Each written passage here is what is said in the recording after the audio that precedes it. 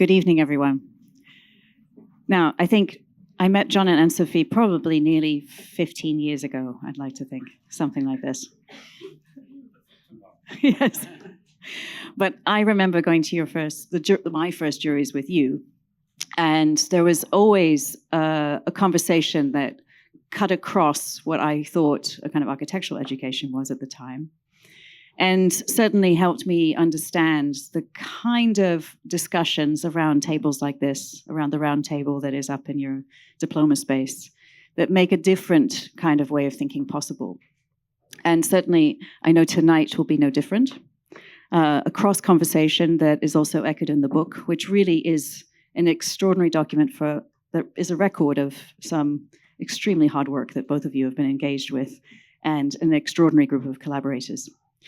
It's also worth saying that I see a lot of very familiar faces in the room. There are multiple generations that have come out of DIP 4 and have represented, I suppose, a dedication to a way of thinking, an attempt to understand the Anthropocene, and a conversation that has persisted over now many, many years.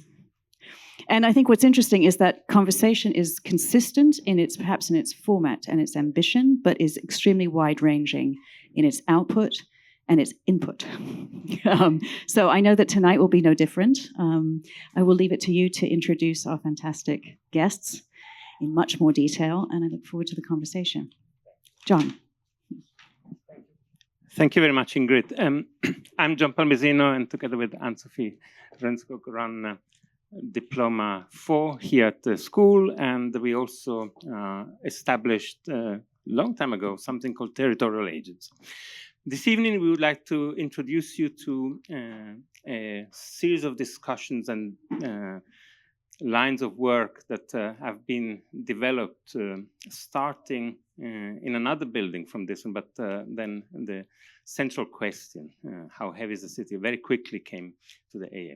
And we're going to do it as a sort of a roundtable discussion in the good old tradition of our way of operating from architecture outwards. And we are joined also by friends and colleagues, and I want to quickly introduce you to Lilith Bredels, who's the editor-in-chief of Archisen Volume, who is one of the key voices in thinking the architecture of peace, and her involvement with Rönnskog has now been several years, and Lilith is not only a person that we've been engaged with ongoing conversation since the 90s, longer than 15 years, I'm afraid. And Lilith is joining us from Amsterdam this evening. Then we have our dear friend and colleague Jan Sarasevich, who came down all the way from Nottingham and Pickett at Leicester University, where the sciences of geology and the earth are under threat of being defunded. And so we're going to have a series of discussion with Jan this evening, not only about the state of education in this country, but Jan, of course, is the secretary of the Anthropocene Working Group, which is the New Rocks. But Jan is, of course, an expert of all kinds of old rocks as well. And so we're going to pick his brain about that. And then Professor Andy Pickering, who in the room might not need a presentation, a major expert in the study of people studying science and how that relation between the social making of science and the technologies that emerge from that are to be understood in a circular way. And is a major expert on cybernetics, joining us from Exeter University. We would like to bring this discussion really to revolve, and I'm sorry that I'm giving you my back, but that's the format of the round table. Really to revolve around also a sort of presentation of a new volume that has been just published, where we are the editors, and Ann-Sofi. It's called How Heavy is the City? And it's the book of the 7th Lisbon Triennale. And the 7th Lisbon Triennale is, of which we are the chief curators, is revolving around this very simple question. It's a simple, childish question. How heavy is a city? And it's a question that emerged in Berlin long time ago over a beer in the gardens outside the House of World Cultures with Jan and Colin Waters, who's another eminent geologist. And they were asking us how much material there is in the strata above ground, because they know very well how to deal with things that are underground, but we are, of course, as architects, able to describe what is above ground. And we were puzzled by that question because, of course, architects don't think beyond one single building at a time. And in particular, the materiality of cities is not something that is so central in our field of study. So the question has remained with us many, many years, and it has articulated many more other questions. What is a city? Who measures? What do you mean by the weight of it, the mass? What do you consider things that go in and out? Do you measure people? When do you measure people? When do you measure them? And we measure the liquids that we drink and we shower in, and we measure, for instance, the other liquids like diesel in our cars and so on. So slowly what emerges is a metabolism of the city, industrial metabolic condition of a city, but still we don't know really what the city is that we're talking about. Which city? London, New York, Croydon, Basildon? Where do you stop? And this is where this question of how heavy is a city very quickly becomes a question of figuration, a question of how architecture in particular is at odds with understanding the figure of the main structure that we are supposed to change. Architecture is a technology of transforming the city, and we have difficulty in describing what we are dealing with. Particularly since the middle of the 20th century, the city has become less and less an object that we can handle or plan and articulate, and architecture has been reactive to this condition. And so this is where the project really is still. We don't really understand completely what we mean by city, and we don't understand its magnitude, but we have done a series of back-of-the-envelope calculations, sort of sums, and one of them was instigated by Jan and Mark Williams and others, the late Peter Haff, in trying to characterize this strata of stuff that we could say that it's man-made. And the rough calculation includes buildings of all kinds, all heights, across the entire Earth. It includes roads, it includes reservoirs, but also it includes railways, and you might include in that calculation other man-made structures like farms or cropland or industrial forests like plantations, or even the trawled sea bottom that has been completely carved in order to sustain humans with proteins coming from the sea. So what emerges is in the back of the envelope calculation, which is a sort of Fermi problem. How do you measure something that you don't recognize, and you break it down in smaller parts? What emerges is around 30 trillion tons. This and the paper that was published, 30 trillion tons, which is it's a very long number. It has many zeros. It's really difficult to understand. So it doesn't really help, because it doesn't really bring any further knowledge. First of all, what is it that we are measuring? And once you measure it, it's so big that you don't understand how to do it. And this is when Jan and Mark Williams become very witty, and they will be able to tell you the equivalent of 30 trillion tons. It's several orders of magnitude bigger than the biomass. It is the equivalent of around 1 foot of rubble everywhere.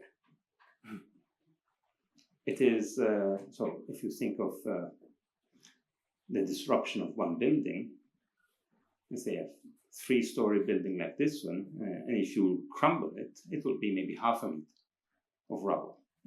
So imagine spreading it out on Bedford Square, you easily reach half a foot in this. So a foot of rubble everywhere. Not only in what we used to call cities, but everywhere. That's really the beginning of a shift in understanding of what we think is a human space. And this is what the late Peter Haff started calling the technosphere, which is a new emerging component of our planet, which is used, and Jan will develop this, to characterize the growing impact of human spaces and human activity on the rest of the planet. 30 trillion tons also is to be considered as a material flux. It's not always static. Part of it is active, other parts are just abandoned. It's also in the sky. It's largely the debris of burning fossil fuels is in the sky. And when it reconnects with the cycles of the Earth, becomes acidification of the oceans, it becomes impossibility of the biosphere to keep up with the growing number of carbon in the sky. But it's also the fact that the technosphere, this 30 trillion tons, is impinging on the biosphere by changing land use, transforming forests into agriculture, and so on and so forth. So what we're seeing is a complete transformation of every single cycle of the planet. Carbon cycle has been changed, nitrogen cycle has been changed, oxygen cycle is changing in the ocean more fast than on land, and phosphorus and so on. So all the cycles that characterize how the biosphere maintains habitability of the planet are now transformed by what we used to call the city.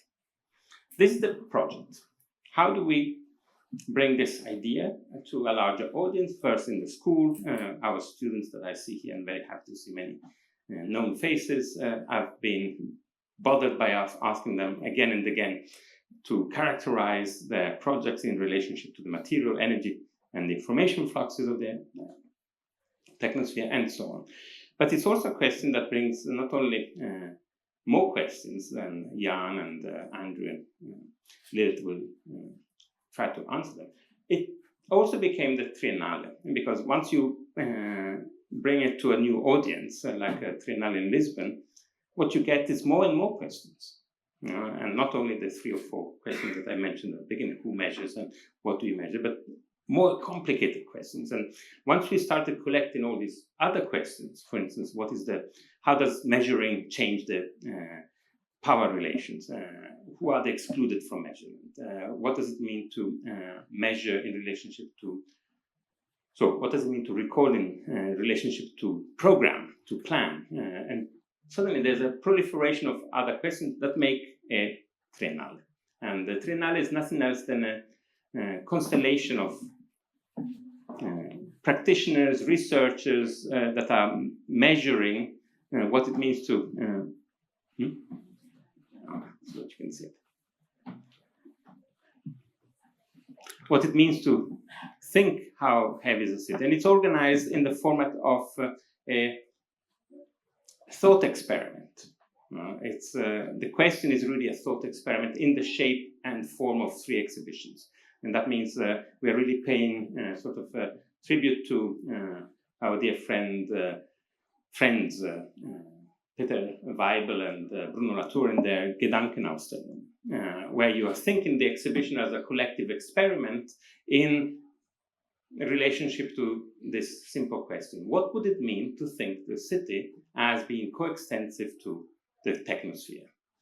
And so no longer abandon the relationship between an inside and an outside of human spaces, an outside being sometimes called nature, no longer a condition of agency in human spaces, but characterized by a complex geophysical system that follows its own dynamics, its own tipping points, subsumes into its functioning and agency all its components.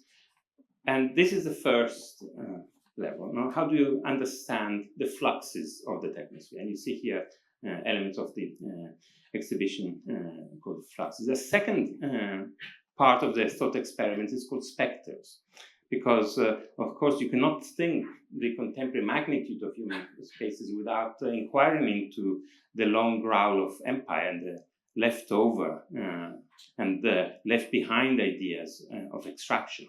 And so the specters of modernity is one aspect. But of course here we encounter also the spectral dimension of the technosphere, and the fact that the materiality, the presence and materiality don't always coincide.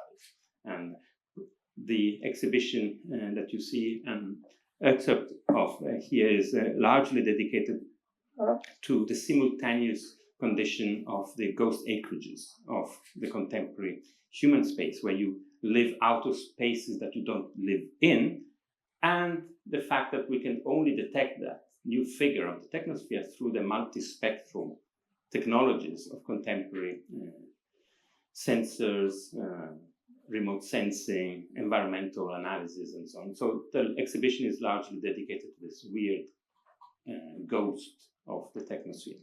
And the third exhibition is called Lighter, and it's dedicated to a counterintuitive dimension of contemporary discourses on disruption and climate change, and that is that there are mainly two discourses. One is withdrawal, let's do less, let's use less technology, let's use less energy, less food from abroad, and so on. So withdrawal, which is a complex understanding of also the burden of the city, to do less because you have a burden of history. Or drill, baby, drill, and hope that the technological dimensions will come up with by themselves with a solution in time for the technosphere to recycle its materials before it's too late. And both are the discourses that are always coupled. No? They always bring in a directionality of modernization. And of course, we are interested in the opposite dimension, and that is that we need, like every person that knows about secondary school level physics, if you want a system to recycle its material, it needs more energy, not less energy. But we cannot add energy to the technosphere that comes from fossil fuels, otherwise it just increases the technosphere. So where does it come from, this energy that we need for the technosphere to recycle its materials, its metals, its plastics, its energies, and its information? It needs to come from concoctions that bring in energy and bring in materials. You add energy to them, and the other things go out. And that is exactly what a metabolic system already does, which is the biosphere. The biosphere runs on light, so we need more light. And the key figure in this you see now on the screen is, of course, the maverick biologist Lynn Margulis, and her understanding how the entire structure of life is dominated by bacteria and their capacity of metabolizing the refuse of another bacteria and creating multiple chains. And so these are the three main lines of work: lighter, specters, and fluxes that shape the exhibition and research project. And the book that we launched tonight is largely dedicated to this element. Ann-Sofi. Just wanted to add, if this works, that the exhibitions have been open since beginning of October in Lisbon, but the Lisbon Triennale is officially open until the 8th of December. But these three exhibitions that we've been showing will be on until beginning of January, actually, in Lisbon. So it's three different institutions in Lisbon. It's the Design Museum, it's the Art, Architecture and Technology Museum, and the Architecture Center that hosts the exhibitions there. So well worth a visit.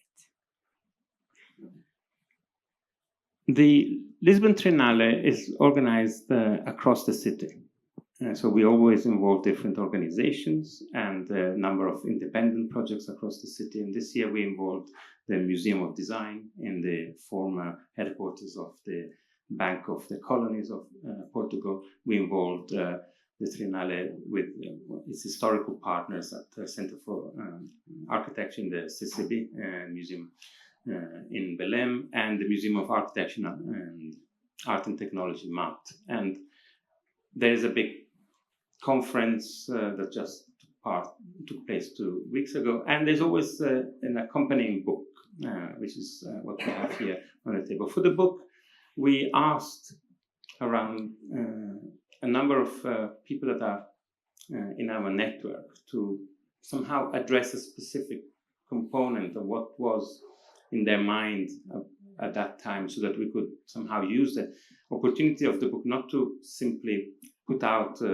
something that is already there, but to further part of the work, or to push also a slightly different dimension of something that they are already doing. Like in the case of Andy, we met Andy in a preparation meeting for the Triennale in the Cosmic House of the Jens Foundation, where we're debating the question of cybernetics, and Andy then sent us a paper about cybernetics in the Anthropocene that we were so happy to be able to republish. Or Jan and Mark Williams, who published a new text on Anthropocene territories.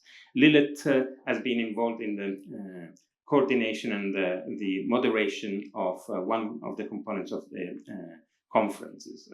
So this is where we all come together. A quick introduction maybe to the structure of the book is a very simple one. It is organized around the rainbow. It's very simple. It has the rainbow as it goes from the near infrared, the infrared, all the way to the ultraviolet and X-rays. And that trajectory across the visible electromagnetic spectrum is bracketed by texts that have been republished. So there's one of the very last texts by Bruno Latour on the lockdown is published in the book, and at the end there's a text by Peter Haff on the technosphere, and the difficulties in understanding the technosphere from the inside. From the inside, the technosphere looks like it's made of things that we designed and we're in control of. But as a geological system, it's a structure that organizes itself. It's quasi-autonomous, and as every complex system takes agency at a different level. The agency of the technosphere is to make the technosphere survive. Like every complex emerging system, the first element of its agency is for the survival of the system. So the agency of the technosphere, which is made of all the elements that keep humans alive, is not to keep humans alive, but it's for the technosphere to continue. And the second element of a complex system is that every complex system makes sure that each part of the system guarantees the fulfillment of the agency principle, the survival of the technosphere. So every component of the technosphere is there for the technosphere to continue. And not only, there's a third principle that makes sure that every element of the technosphere always acts towards the agency principle, the survival of the technosphere. So it's very difficult to think of anti-systemic movements, of disruptive conditions. And it's a question that the real question for us of asking how heavy is the city, and the book in between those two republished texts is a series of endeavors and digressions and dead ends to think what it means to have agency, what it means to have a project. How do we collectively act? How do we diverge? How do we digress? How do we become rebellious in a structure that is set out to operate by itself? So this is more or less how the book is. I would like now to basically stop talking and bring in maybe, shall we start with Jan, if we can do that, and ask you to. As I was asked here as a as a paleontologist, at an architectural school, as ever, I'm never quite sure where to start. So given 10 minutes, I thought just maybe have 10 thoughts of things that may or may not have relevance to the wider discussion of that. So I think without further ado, if this thing will work, that's it. So just 10, statements or questions. And the first of which is what is geology? Now, I'm a geologist, and I think the thing about the technosphere and the Anthropocene is that I now give different answers to that question than I used to give in that, and probably different answers to that of many of my colleagues in that. So let's say in geology, I have this wonderful image of Table Mountain, which has some spectacular geology. One of my colleagues is currently digging some wonderful fossils out of there, within the boundary of Cape Town. Now, I went into geology because I wanted to find those rocks and spectacular fossils and forget about all of the kind of human stuff which is scattered, around, the lower slopes of Table Mountain, where people live and do things. And of course, I now realize that I was completely wrong. I was fooled. I was swindled. Geology now, you can't escape the human stuff. It is all part of the same thing. So the growth of Table Mountain and its in its passage through the geological cycle is exactly the same thing as the growth of Cape Town and its passage. They have some different processes which are worth exploring. They work on different timescales, which is certainly worth exploring, but it is all the same thing in that. And as an example, here's one of my favorite fossils. It's not uncommon. You can find these things on layers of strata, volcanic strata, about 1 million years old on Tenerife. The thing, a bit like an acorn, is a fossilized nest of a burrowing wasp. It takes little particles of pumice and builds them into the structure it lives in.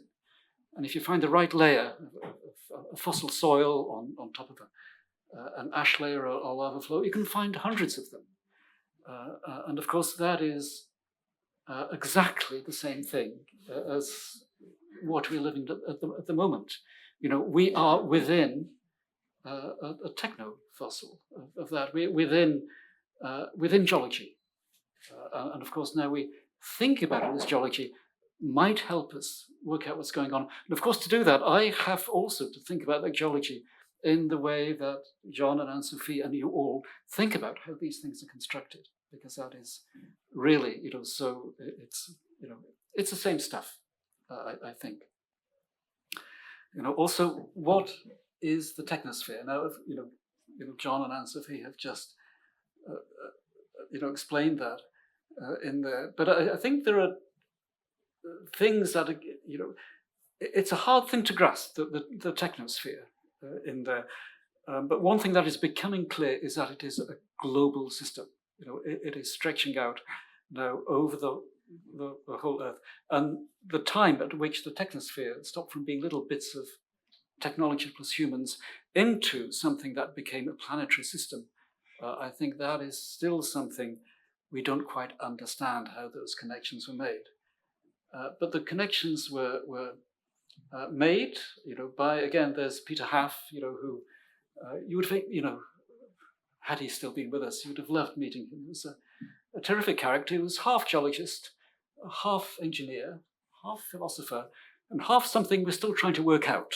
But whatever it was, it worked. And it's really the technosphere, as we use it now, it's his baby in that. And the chapter in here, it's his last paper on that. And it's, he never wrote the book. He was too interested in everything to write the book. But the chapter in here is that. But I think the key thing is that, it's not that we make stuff and we've built this. Yes, we've made stuff and it's come into a system. But really, as John said, the system has its own behavior, its own agency, its own needs, as it were, and we are caught within it. We depend utterly on keeping the technosphere going, on that. But we don't control it, partly because we fight all the time and we compete all the time, and we have different ideas. So somehow, within all of that fighting and competing, and destruction as well as creation, the technosphere continues to evolve, and it's clearly a large part of what's happening to the planet. Now, the dynamics is something that I think Peter was particularly interested in, but as just a crashingly simple geologist, we look at the easy stuff, and the easy stuff is the physical parts of the technosphere, basically all that's around us. And that you can measure. And I think there are two ways of measuring that. One is measuring all the stuff that we build and use by using lots of data, by scientists who look at material flows and analyze, all of that material flow data and put it together into one, a simple graph. And that shows the growth of all of the technosphere that is in current function, that we're using at the moment. And that shows it growing from a few tens of billions of tons early in the last century, and then rocketing upwards in this thing called the Great Acceleration. The growth of everything. The post-war boom, les Trente Glorieuses, the Wirtschaftswunder, and so on, which is a planetary thing. And its growth, as John said, the growth of the functional part, recently to become heavier than all of the weight of life, as far as we can manage to understand the weight of life. And that's growing really tremendously fast. So the Crutzen moment is the year 2000, that famous time when Paul Crutzen, at a meeting in Mexico, when people were talking about change in the Holocene, said, stop talking about the Holocene. Things have moved on too much. We're in something different. It makes no sense to say we're in the Holocene. We're in the, and he came out with this term, the Anthropocene, on the spur of the moment. And that's when that idea started. When that idea started, just 25 years ago, the functional technosphere weighed half as much as the biosphere. It has now overtaken the weight, and it's still going up. So, and the other way to measure it is not to include all of the stuff that we throw away as the technosphere, or we use and discard of in various ways. And this is the that notorious by now paper that John and Ann-Sofi alluded to, the weight of the technosphere, the physical technosphere, with various components. And again, this is more the back of a beer mat than the back of a, it would be, giving it, too much, what's the word, poshness to say it's the back of an envelope in there. But you can more or less, get an idea of the weight of cities, what's above and below, the weight of our agriculture, the weight of our submarine systems, the weight of our transport systems of various kinds. And that does amount to a little bit more than 30 trillion tons. Some things we underestimated. The reservoir sediment we underestimated by an order of magnitude. But John is quite right. The stuff we chuck away is at least an order of magnitude greater than the stuff that we actually use. And that is a problem of the technosphere, because nature, the biosphere doesn't do that, but the technosphere does currently. And of course, that's the stuff we see. There's the invisible stuff of the technosphere in that. And again, the most obvious example, is, the carbon dioxide that is emitted as we power the technosphere, largely still by the burning of fossil fuels. And again, that burning of fossil fuels, we've burnt more than 90% now of all fossil fuels that have ever taken out of the ground in the last 70 odd years. We've used more energy in that time than all of humanity in the last 11,000 years of the Holocene. So we're living through quite a time Of course, that time is, we can measure by the rate of carbon dioxide, that iconic graph now. And of course, that, John said, we have to give it meaning. What is, an extra, 100 and something parts per million? What is 1 trillion tons of carbon dioxide?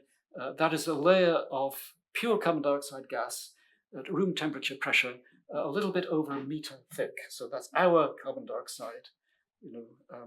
Is about waist height to an adult, head height to a child, as shown in this thing. And of course, as that child is growing, the carbon dioxide level is growing too, currently, probably rather faster right now.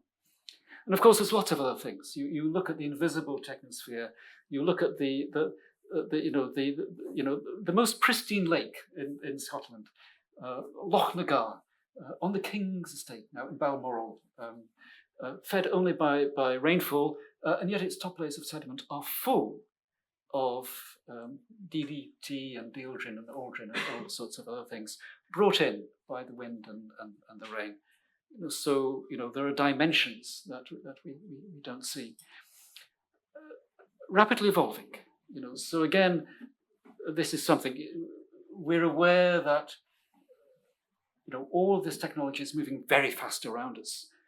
So that much repeated, of the mobile phones, that represents 35 million years. Sorry, 35 years.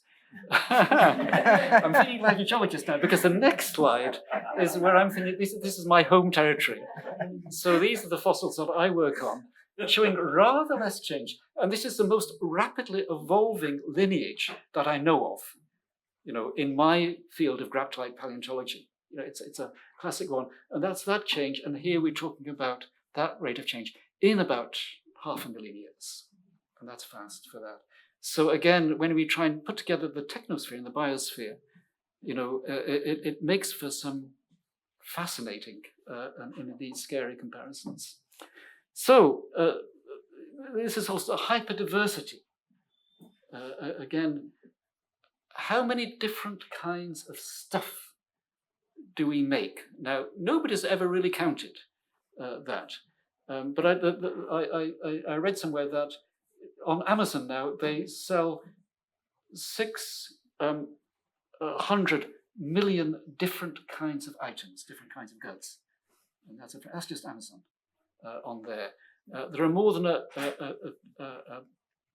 100 million different book titles, out there, and so on and so on. And again, it's become normalized. We're used to that. But if you compare with biodiversity, technodiversity with biodiversity, technodiversity is now hugely greater. So the number of species, multicellular species, again, we're not quite sure, but it's probably of the order of between 8 and 10 million. So the technosphere has overtaken biology in the diversity of the kind of ships. And of course, I'm a geologist. We think long time scales in the past. What about the time scales in the future? What is going to happen to the stuff of the technosphere?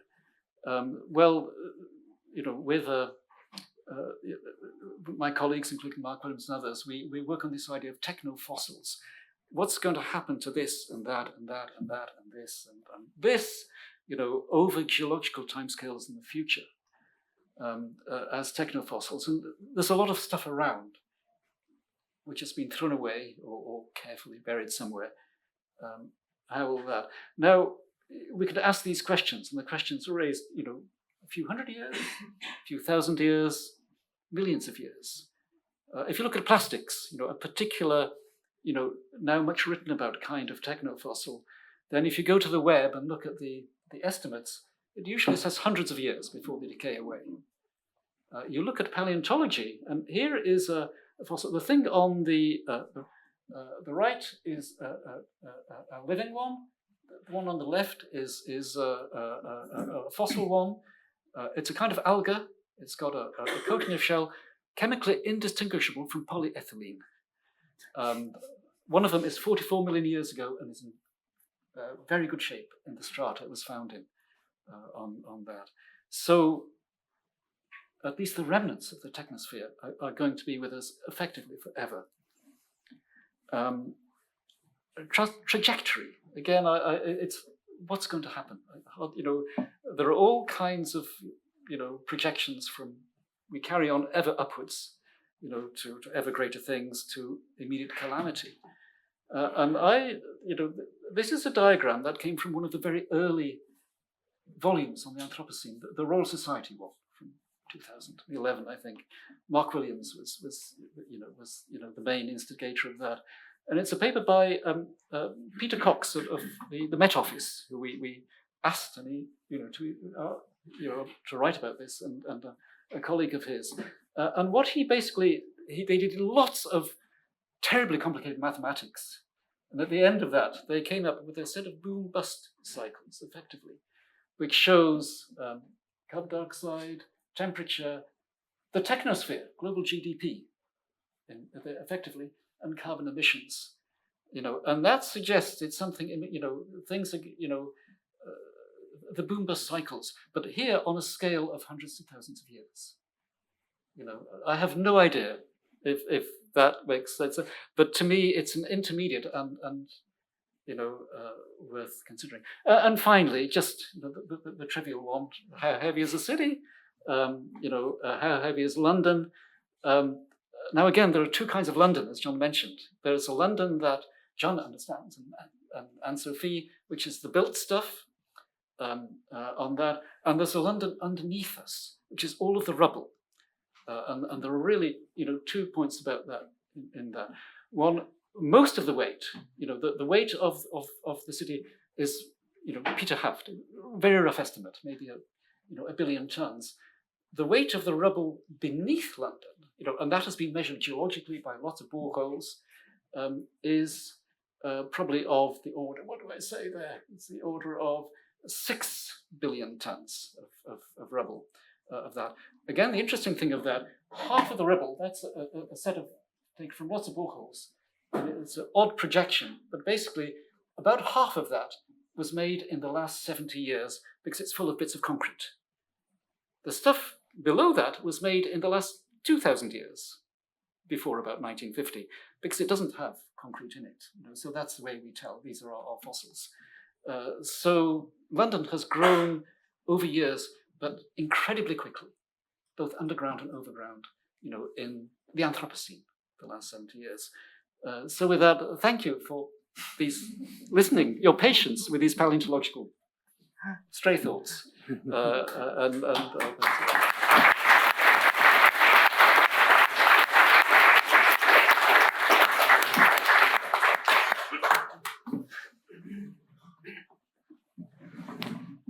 Thank you, Jan. It's always staggering, the sheer magnitude. And one of the elements you have been working on recently is trying to understand what are the new territories of the technosphere. And very early on, you and Mark Williams have been describing territories that cannot be possibly found in the Holocene. So the examples are territories that are for millennia growing out, sedimented to the sea deltas and accruing land, and now because of transformation of the top layer, been reducing the sediment, reaching the sea and starting seeing the subsidence of very large areas, and their connection to rapid urbanization is very clear.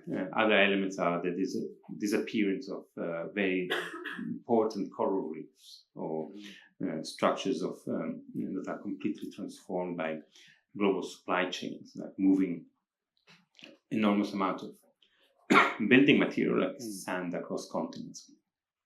But the notion of territory and territoriality is also obviously a political notion and a biological notion and also a cultural idea. And I'm thinking this because I would like to ask you a question as almost as a segue to bring in Lilith's work. Can you tell us briefly what do you mean by an Anthropocene territory from a human point of view, and then how would it be different from a geological point of view? Okay. Yes, a tricky question. Beer here instead of water to help with that. But I think I'd turn it upside down, simply because I'm a geologist.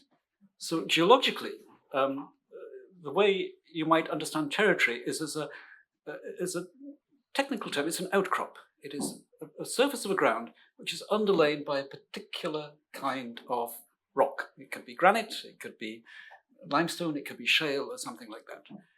And now it's clear that outcrops are changing as a result of the processes of the technosphere and the Anthropocene, everything in that. So one example is, of course, coral reefs that you mentioned. So coral is, it's an ecological system. It's also the building of a rock, of reef limestone, forming the structure, the physical structure of the reef. Now that is clearly changing very quickly. A lot of coral types are dying off, being replaced by seaweed and things like that. The rock is stopping being built in that case. So you're creating a new kind of geology, a new kind of ecology, and therefore, and the geology, the kind of sediments and rocks that is built. So the next question is, say, what's the human significance of that? Okay, and that is, what is the human significance of a reef in terms of what you can use to live on, for your food, for fish and other resources, as a barrier against waves for coastlines, in that. So in that sense, you then try and put together all of those for anything that might be, if you like, something that has both, if you like, academic, scientific, and human, cultural, and real human meaning, because it makes difference to the lives, of people. Another example might be, another new kind of Anthropocene stratum, of course, is the city. Now, cities have been around for a long time. The Anthropocene cities are different because they're the same across the world, made of concrete and steel and glass. And that is a new kind of change. And of course, the next stage of the Anthropocene cities is those that are on the coastline or near or above sea level. Those are going to be drowned. So there's going to be shallow lagoons which have drowned cities. So there will be city structures underneath that. That's a new kind of stratum being formed. What are we going to do with drowned New Orleans, with drowned, Jakarta, with drowned Shanghai, with drowned Amsterdam, in 1, 2, 3 generations' time? It is likely that close. And again, that's where you put those things together and try and think them through, from both angles and probably quite a few others as well. Does that? I'm not sure if that answered. Of course, and one of the clear examples of outcrop is an alluvial. Yes. And the alluvial plains are the structures that are accrued through erosion and rain and wind, and water drives it down. But these structures are also marked by rivers. And I'm thinking of one of the most important European rivers, the Dnieper River, has been fragmented, segmented, dammed, transformed through large structures dedicated to irrigation of very important fields that give life to many humans around the world. And they have been recently transformed into an industrial system, and after that being transformed not only into the motor of the Soviet, but most recently transformed into a weapon.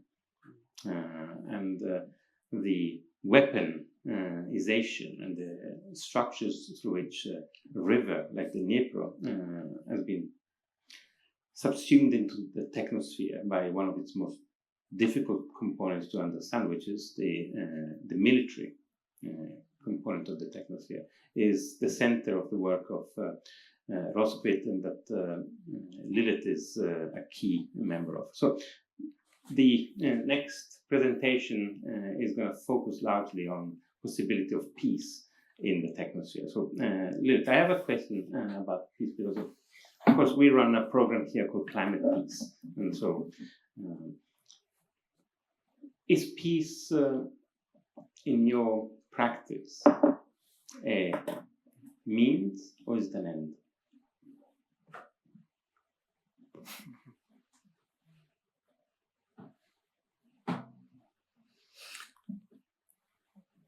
Maybe I'm going to answer it in the talk because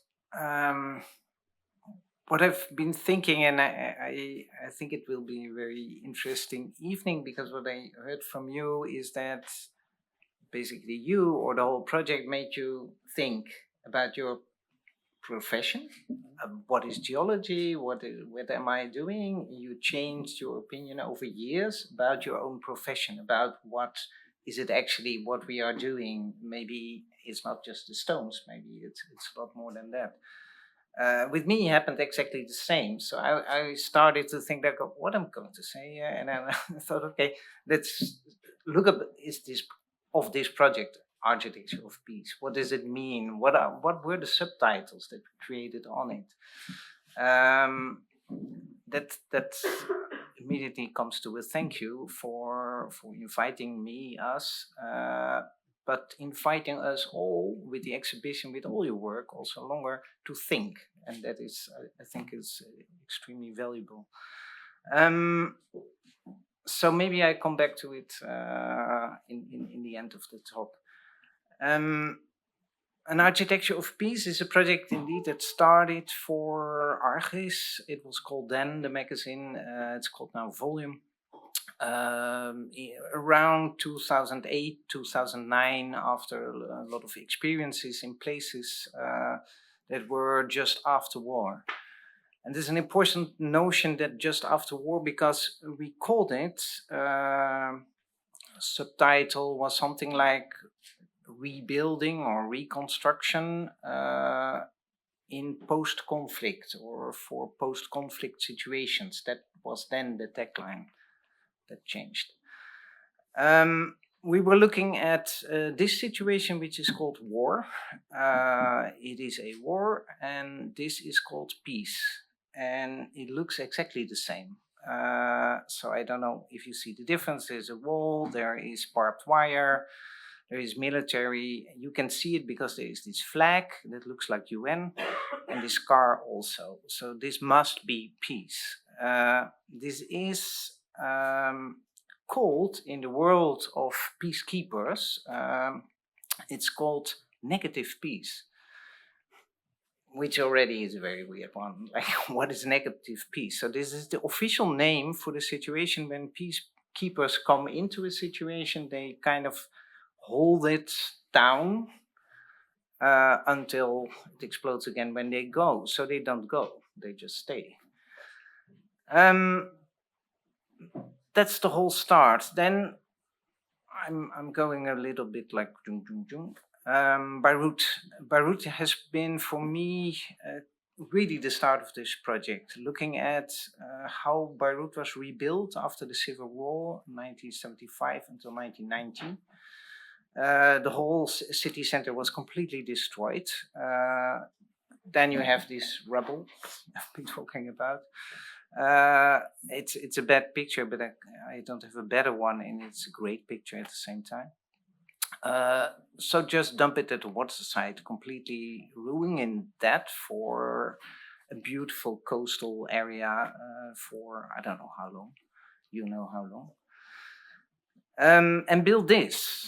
And this is like, it's now Beirut, but it's everywhere. We rebuild cities like this, most of the time privatized, most of the time according to another example, to a model, in this case Paris, Ville Radieuse, by a private company.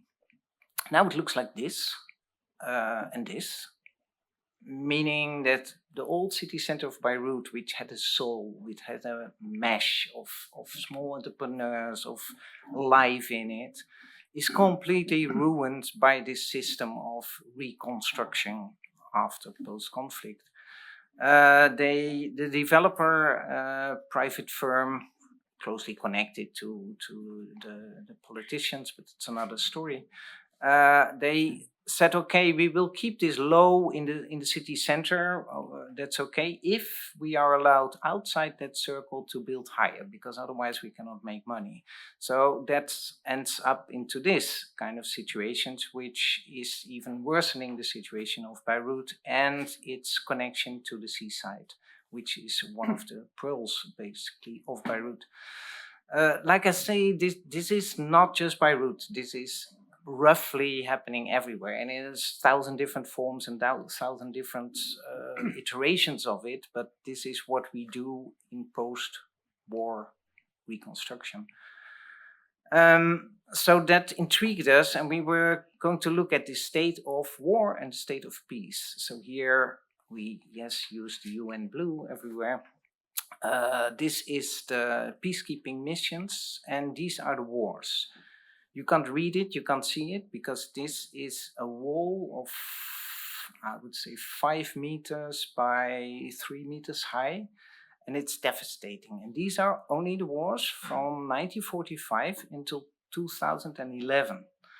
And there's more and more coming, and the lines that you see is how long they last. And then we have the casualties and we have the death, and everything is a rough estimation. There will be many more than we wrote down. A lot of people have been looking at that maps, really coming from all those countries and correcting us like, yeah, but this actually, I remember an Irishman then when we said it stopped, and he said it never stopped, it's still going on. It didn't stop then.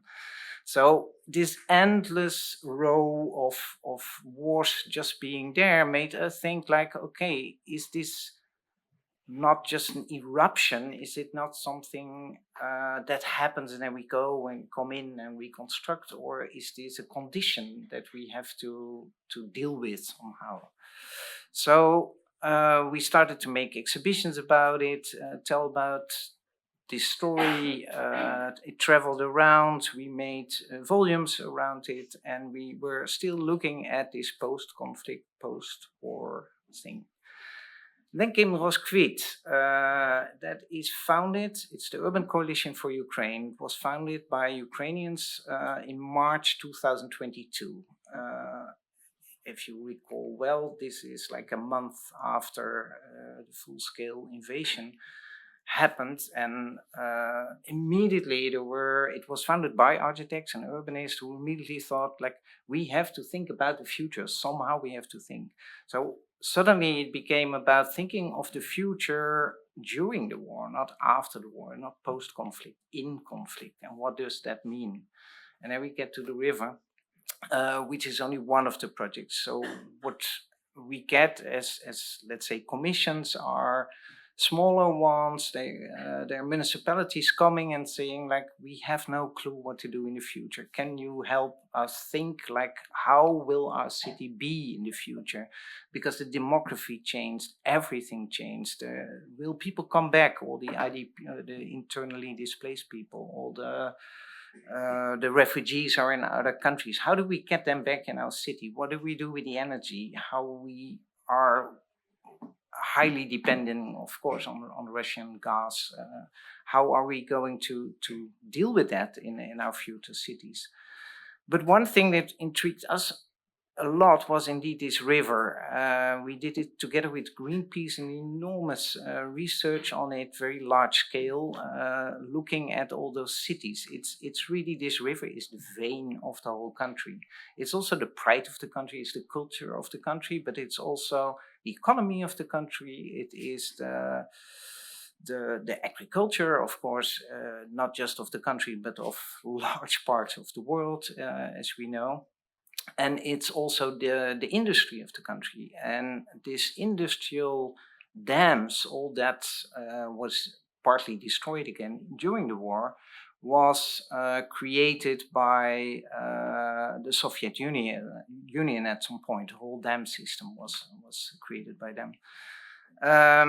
We looked at the ecology, biodiversity, well, all kind of elements. I'm talking too long, I always do. I'm going on. Energy infrastructure.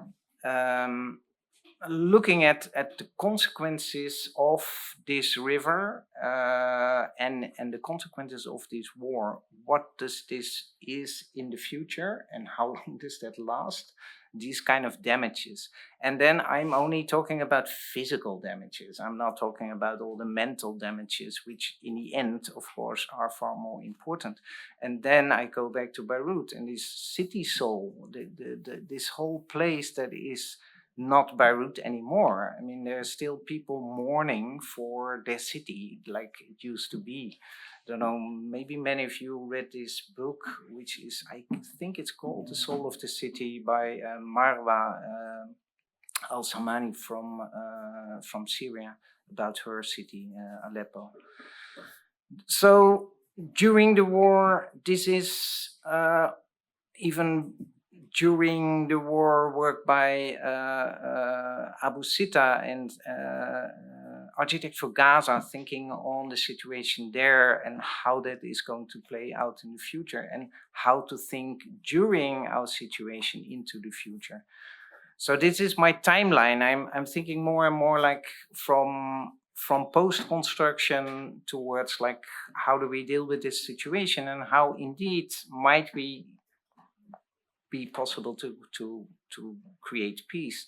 And I always come back to this. This has little to do with architecture, you would say. It's Skatistan in Afghanistan, creating a school for skaters where also girls can skate, and which is much more than just this building or this school. It's actually creating, and then I get to lighter in the end maybe, a kind of life in the city that that doesn't exist in Kabul for years and years, and they bring it in through this. So for me, this is an architecture of peace, honestly.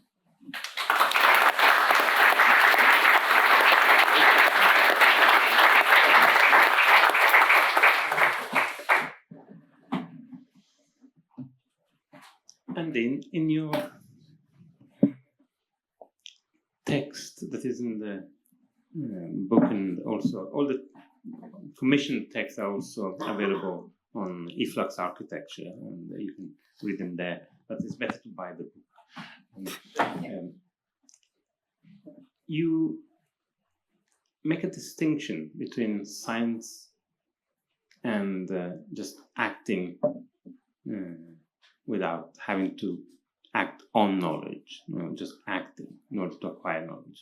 And it's a text on Anthropocene cybernetics. And then you go through a series of examples of what that implies. And maybe as a continuation of this question of do you interrupt this ongoing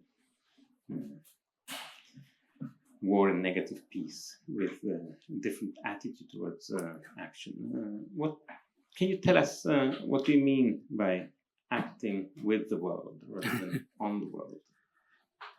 Yeah, I can certainly tell you that. That's what my talk is all about. I'm afraid it's going to be a bit philosophical compared with the previous two talks. I'm going to talk about my chapter in the great book called Cybernetics and the Anthropocene. Basically, I'm interested in other ways to go on in the world. I'm interested in new and unconventional patterns of action. This might sound like a rather strange project. It might just be me being awkward. But anyway, this is what interests me. And what I'm going to talk about doesn't fit into that dichotomy that you laid out at the beginning, John, between withdrawal from technology and technofixive. I want to talk about another, more unconventional pattern of acting. So, our usual pattern of acting in the world is one of control, domination, treating the world as standing reserve for human purposes, bossing nature around, dictating terms to it. This is how we usually go on. It's a very powerful strategy. Modernity is founded on it. Science, technology, and engineering are key ingredients of this pattern of action. But it has an obvious dark side, as I call it, when it comes to dealing with complex systems that we're embedded in. Even when they succeed, our efforts at control kind of bounce around in the complexity and come back to haunt us in unexpected ways. All the perils of the Anthropocene, as far as I can make out, show us this, with global warming as a kind of poster child. It's the unexpected and unintended spin-off of fossil fuels. I think this must even be true of apparently benign technologies like solar and wind power.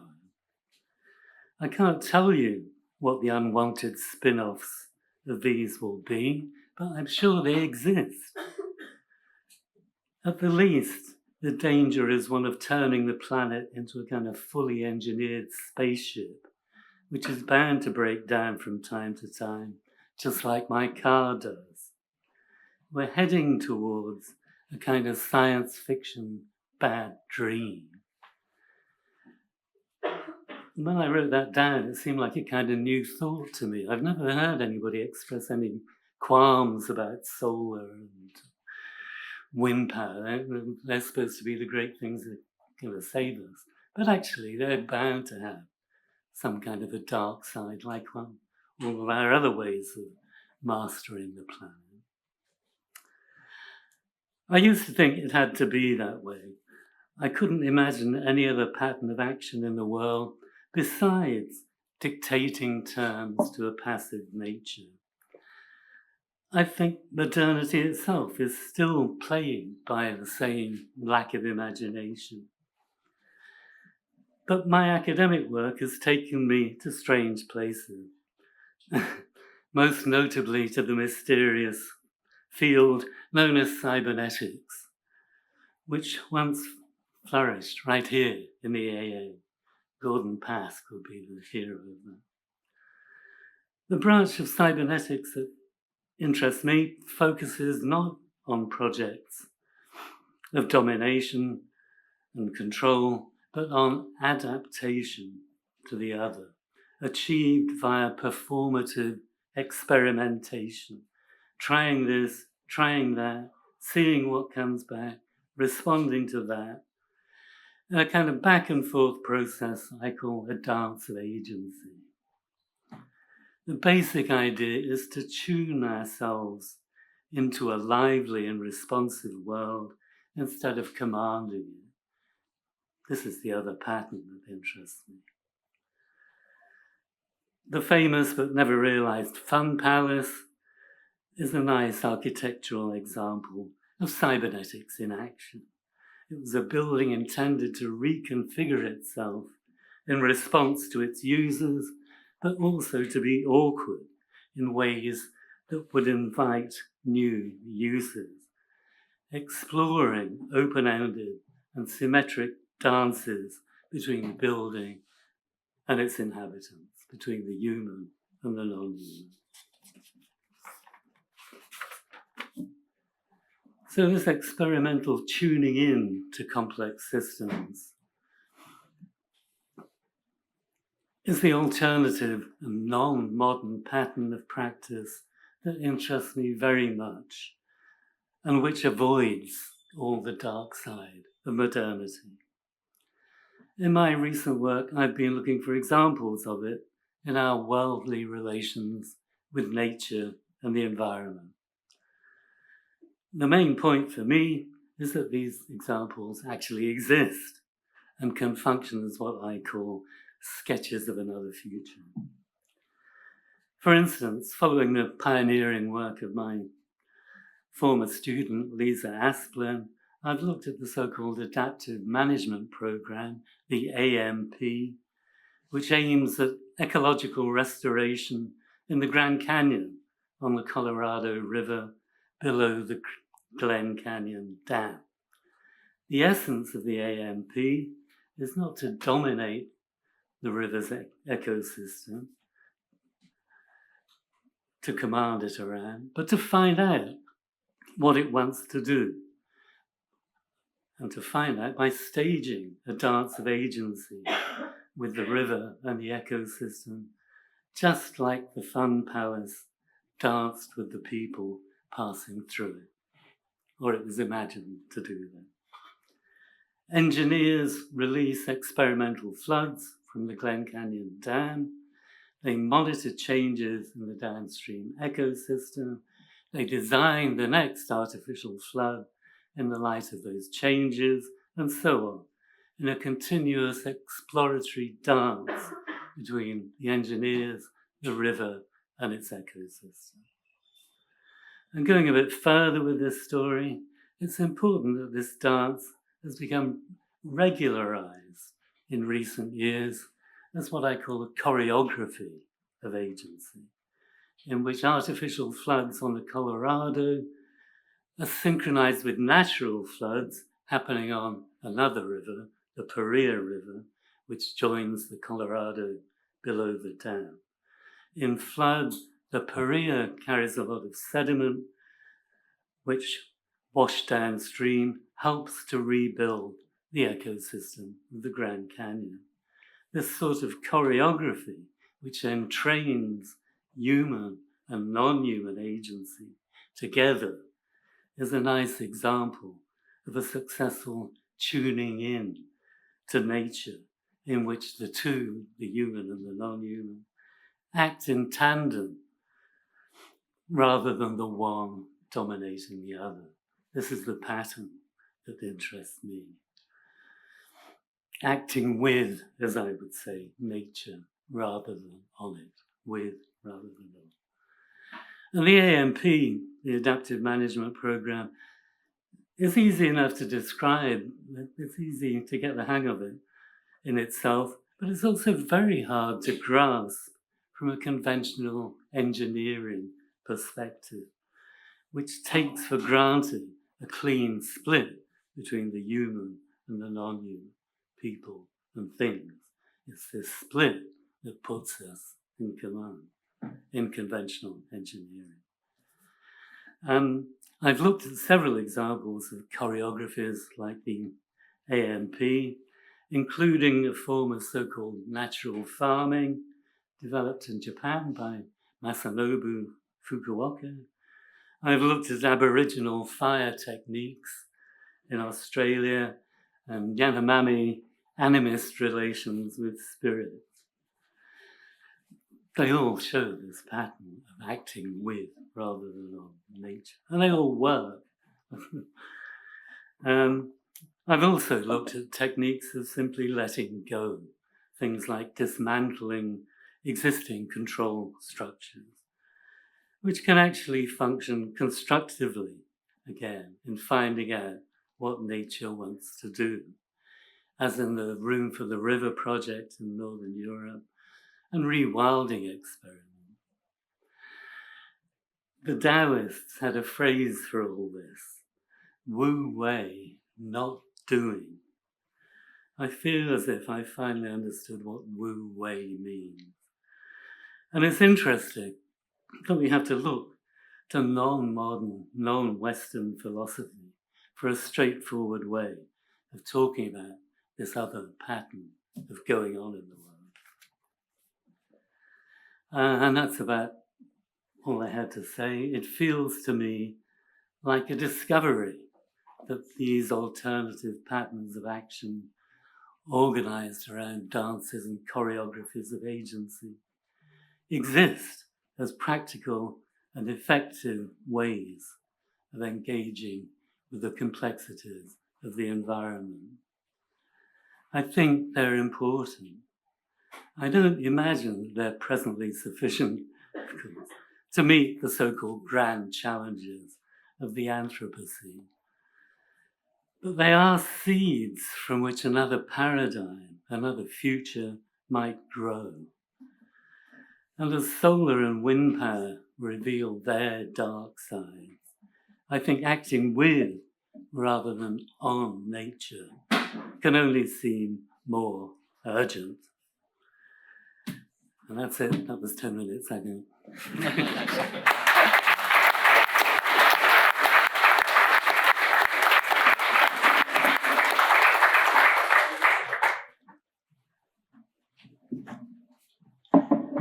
It's a roundtable, so it's open to everyone.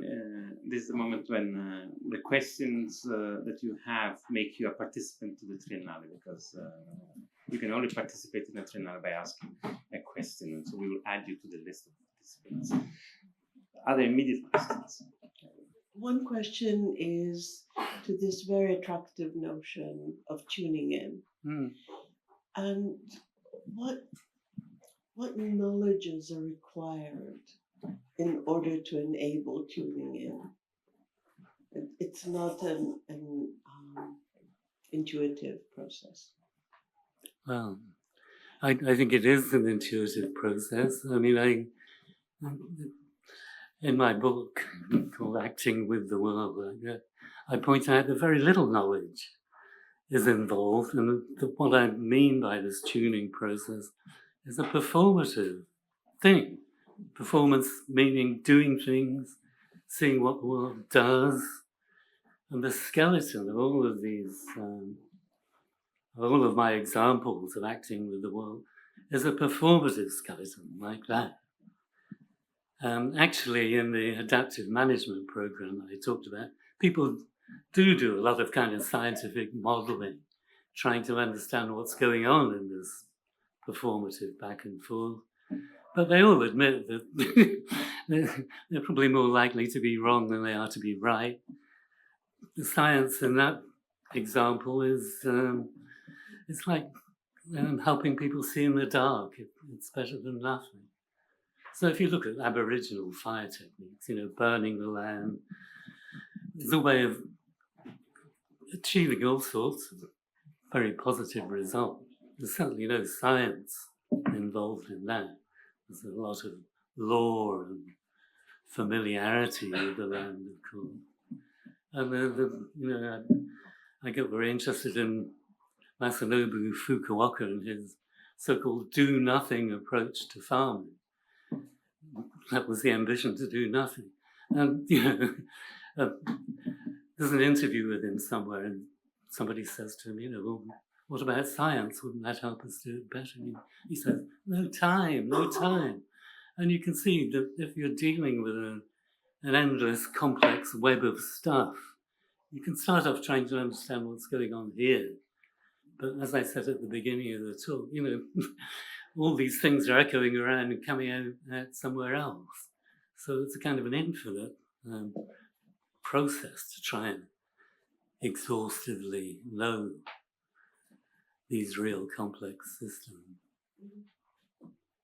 And I suppose I take my cue from somebody whose thinking has been really important to me, Gregory Bateson. Yeah. And who says, I wish for a malfunctioning relation with knowledge. So when I'm thinking about knowledge, I'm not thinking about technical knowledge. I'm thinking about knowledge that doubles in on itself and contradicts itself and is in a sort of constant state of flux in relation to any of its own parameters. Yeah. I mean, Bateson's right there on page 1 of the essay. He worked with Buddhist monks when he was doing his work on schizophrenia in the 1950s. He compared, he talked about the Zen master will say, if you say nothing, I will hit you with this stick. If you say something, I'll hit you with this stick. It's like a koan, right? Designed to kind of open up thinking rather than having, I think Bateson was against finished, thinking we have finished, complete knowledge that gives us command, right? It's all about, his cybernetics is all about openness. Thank you. About the finished element, I think that there's a particular aspect that has to do with the way in which cities have been co-opted by the technosphere. It seems that one of the key elements in being in a city is diversity. It's openness, it's inclusivity, it's ultimate hospitality. And at the same time, we are now in a situation where we want to put everything in its place. And sometimes we need barbed wire in between and control elements of transfer. Somehow diminishing overlaps and complexity seems to be one of the elements of contemporary acting on the world. So it seems that there is a very interesting situation where a complex system cannot be understood, can only be acted with, and technology, so-called control, is just ignoring complexity and simplifying. So can you tell us how do you operate in Rönnskog by trying to make things a little bit more complicated so that it's not so easy to divide and separate and articulate those spaces? Yeah, it's a hard one, but it's a super important one to create all the time the flexibility and all the time the way out, maybe the possibility for change, how to embed it in everything, because everything we do is changing all the time. We are fighting with donors about that on a daily basis, because you go with, and especially architecture is this thing, okay, here we plan, here we draw, here we do this, and there that will be like that. It will never be like that, because the next day something changed again. And people keep on asking, I can imagine, but it's also really annoying, like, why are you doing what you do when maybe the next day something is bombed? As if we are all the time putting buildings up and down, which is actually being done in Gaza, in the West Bank for years and years, like destroy, put it up, destroy, put it up, destroy, put it up, which is also an intuitive thing. That is something that you just do because you need to do it. You need to recreate it. Maybe that's a sidestep from building in this flexibility, keeping it always in mind in all your plans that things are going to change, and build and create and build. I don't mean like putting stones on top of each other, but design, let's say, with flexibility in mind and with the possibility for change. That I would say. Do you have other questions? There's a question behind it. Hello, nice to see you. Hi, thanks for the talk. I wonder if we are starting to consider also how heavy we are. And by we, I mean we're starting to consume, or we have been consuming, fish that have microplastics in them. How does this start to affect us biologically in the same sort of line of thought? Yes, great question. And yes, people are thinking about that. Again, you mentioned change and the changing of ideas. Well, the growth of the whole, if you like, of the environment, microplastic, science, which now numbers tens of thousands of papers, I think, is little more than 10 years. In fact, microplastics were not an issue in our first few years of looking at the Anthropocene. We thought it might be something to do with it. But then it became realized, some 60 years after plastics began to be used in large amounts, that it was a real systematic planetary and human problem. And of course, within us, part of that research has been to show how much microplastics we have. It's technically very difficult, because to recognize tiny bits of microplastic, especially nanoplastic, particularly within human tissues, there are all sorts of restrictions that work in human tissues. It's hard, but the paper's saying it's pretty much in every tissue. There was a recent one that caused a lot of attention, saying that the brain in particular absorbed microplastics. So we have perhaps each something like 5 grams or a teaspoonful of microplastics, within our brain tissues. It's That's just the first paper. Again, one waits for the next one and the next one, to say whether it was an overestimate, an underestimate, whether there are plastics actually being released as well from our bodies as well as absorbed. So what are the filtering processes? So yes, almost like it's a reversal of, is it Leonardo da Vinci?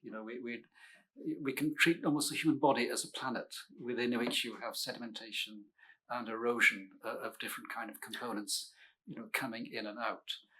And of course, that's microplastics. You also have the persistent organic pollutants, the forever chemicals, the amount of new kinds of compounds that we've made number hundreds of thousands for both organic and inorganic compounds. So yes, it's a whole new world within our bodies, and that is part of the research in there. And of course, other non-human animals and plants as well. It's 8:00, so we soon have to wrap up. A key element of the project for us is connected to the fact that we want to call the technosphere a city. Not to think that the city is now a component of the technosphere, but it's a claim, it's a political claim.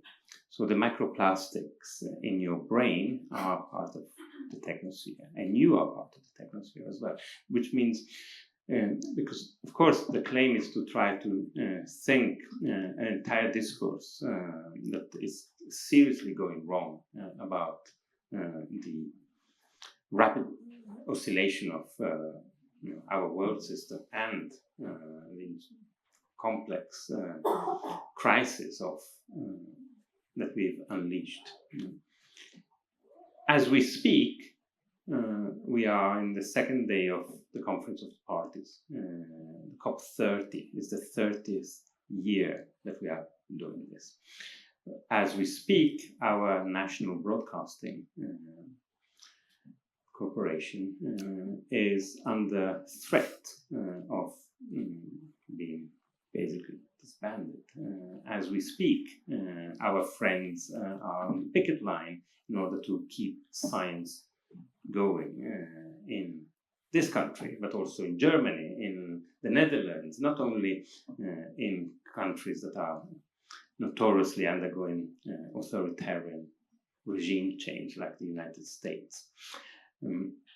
So the question about the politics or agency in the technosphere is indicated brilliantly by Andy, the possibility of working with.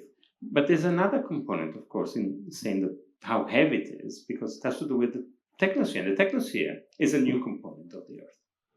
It only exists within the Anthropocene.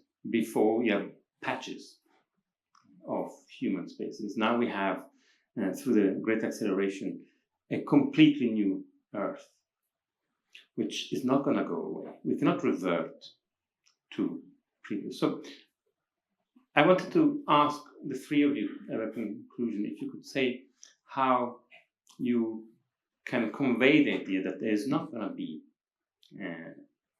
a condition where you can find peace in nature.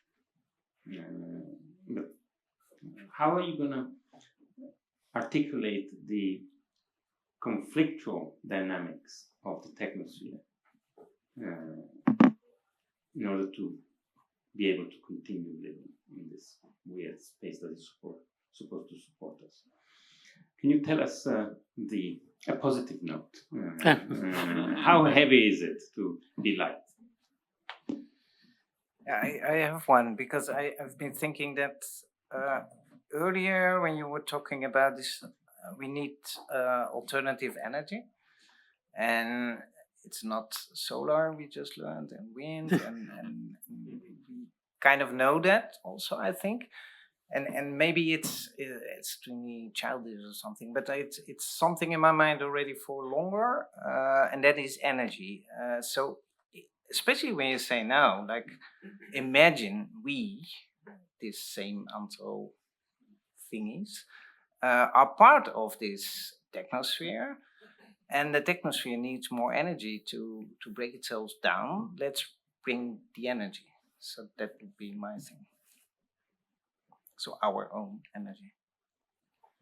Yes, I very much second that. It's what we do. I mean, we talk about the grand challenges, of the Anthropocene, but they also, of course, become personal challenges. How we each individually cope with that. I think one of the, if you like, the great positives of the Anthropocene is that because it describes general situation in a particular context, it has brought very many people from very many different backgrounds, disciplines, and kinds of work, ages, to talk and to consider and think it through and think of ways. I think that's been one of the,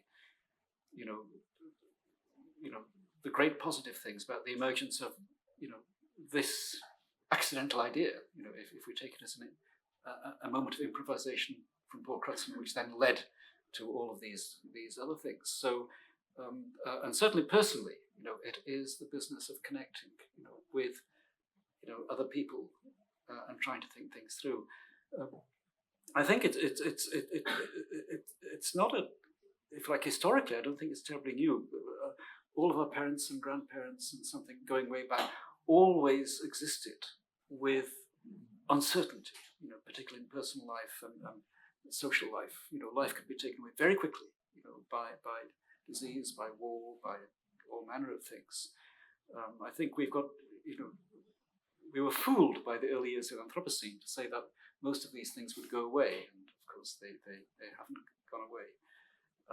But there's certainly another kind of dimension, another kind of planet that we have to add to all the other bits of thinking and working out that we have to do, of thinking through for a new kind of planet, with new changed land sea geography, with changed kinds of biology around us, with changed processes around us. So that's an extra. But otherwise, I guess it's we carry on as best we can collectively. I'm not sure if I got the question. I mean, there was something about conflict. What I was trying to say was that our usual way of going on and framing the planet, as Heidegger called it, is intrinsically a kind of conflict with nature. People talk about engineering the Mississippi as a war with the river to control the nature. All I can add to that is that this conflict comes back to us in terms of what I call the dark side. So building more levees on the Mississippi River actually makes floods worse than making them better. There was something about optimism in the question, right?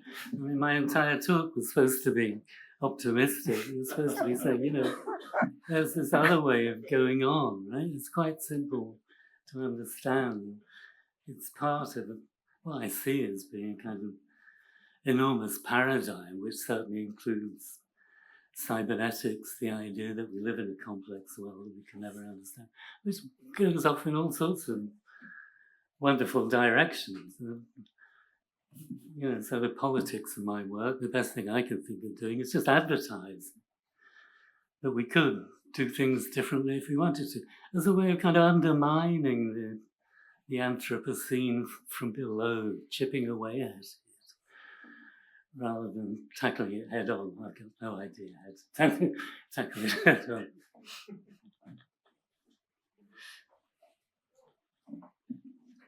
Thank you, Andy, Jan, Lilith, and everyone for joining us tonight. Please join me in thanking our wonderful guests tonight.